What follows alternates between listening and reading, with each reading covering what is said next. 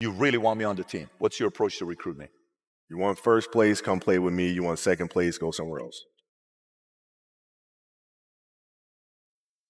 Like I would watch Magic play. 50 for a goal! I'd watch Michael play. Lane all the way! And I would see them do these unbelievable things. And I'd say, can I get to that level? I don't know, but let's find out.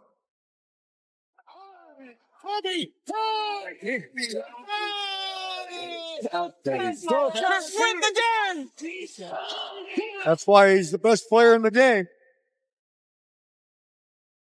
Everything was done to try to learn how to become a better basketball player. Everything. And so when you have that point of view, then literally the world becomes your library to help you to become better at your craft. So because you know what you want, the world's giving you exactly the information you need to become better at it. Because you know what you're looking for. So many guys tell stories about your work ethic. Yeah. What was really your work ethic like, and for how long did you stay disciplined? Well, I mean, every day. Since 20 years. It was an everyday process, and trying to figure out strengths and weaknesses. For example, jumping ability. My vertical was a 40, it wasn't a 46 or a 40, 45. My hands are big, but they're not massive, right? So you got to figure out ways to strengthen them so your hands are strong enough to be able to palm a ball and do the things that you need to do. Quickness, I was quick, but not insanely quick. I was fast, but not ridiculously fast, right? So I had to rely on skill a lot more. I had to rely on angles a lot more. I had to study the game a lot more. And but I enjoyed it though. So like from the time I can remember when I started watching the game, I studied the game and it just never changed. It's a good separation for me, emotionally, to be able to put myself in a place where at practice or when I'm training or during games, I switch my mind to something else. I switch my mode into something else, right? For me, it's the equivalent of Maximus Decimus Meridius and Gladiator picking up the dirt, smelling the dirt. It's go time, right? So that was my mental switch. It was like an actor getting ready for a film. You got to put yourself in that cage. When you're in that cage, you are that character. And then when you leave there, it's something completely different. But when I'm in that cage, bro, don't touch me. Don't talk to me. Leave me alone. How did you get mentally and emotionally so strong where it doesn't bother you? Well, you got to look at the reality of the situation. Like for me, it's not, you kind of got to get over yourself. Like, it's not about you, man. Like, okay, you feel embarrassed. You're not that important. Like, get over yourself. That's where you go. Get over yourself, right? Like you're worried about how people may perceive you, and like you're walking around and it's embarrassing because you shot 5 air balls. Get over yourself, right? And then after that, it's okay, well, why did those air balls happen? Got it.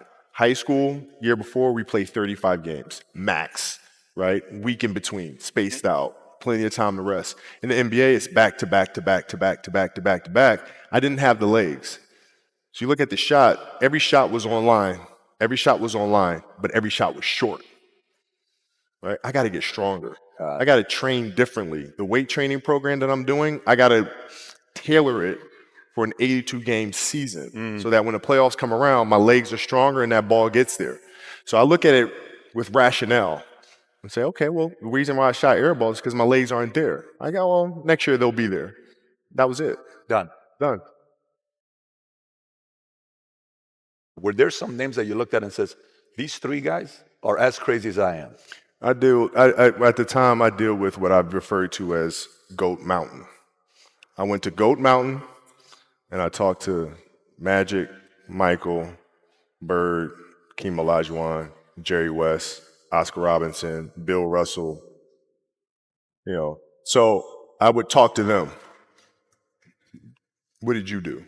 What were your experiences? Michael in particular, he's become my big brother. He's been my big brother since I first came in the league. And what was that process like? So I went to them and started understanding the ins and outs of the game and how they approach things and their level of detail and obsessiveness. And that's what I did. The players that had that passion but weren't willing to commit their entire lives to doing that, right? It's a choice, right? You have other things. You have family. You have all these other things that you have to do. The game can't really be your number one priority. And so I was just looking at that like, man, this is going to be fun. If I'm buddies with you from high school, if I'm a cousin of yours, what happened to our relationship? How did that gravitate when you went into the league and you're determined to become the greatest, or you're determined to become one of the greatest? What happens to our relationship? Oh, it suffers.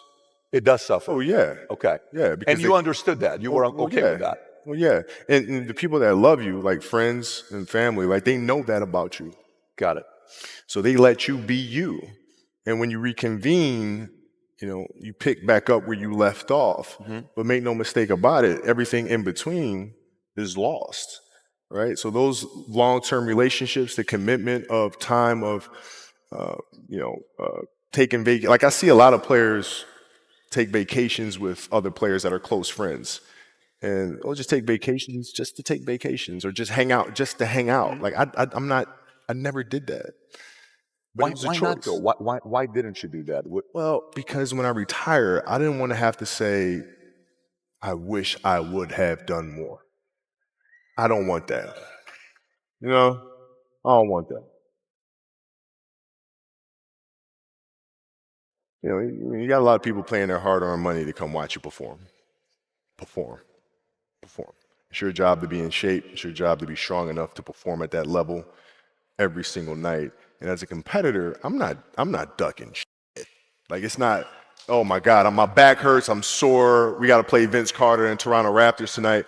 We actually had this happen. We had a game against Toronto in 2000, and Vince was tearing the league up. My back was jacked. But like the perception of that, like what? Kobe's missing the game against Toronto and Vince Carter because my back was really spasming. But people will be like, what? Oh, he's ducking Vince. Excuse me?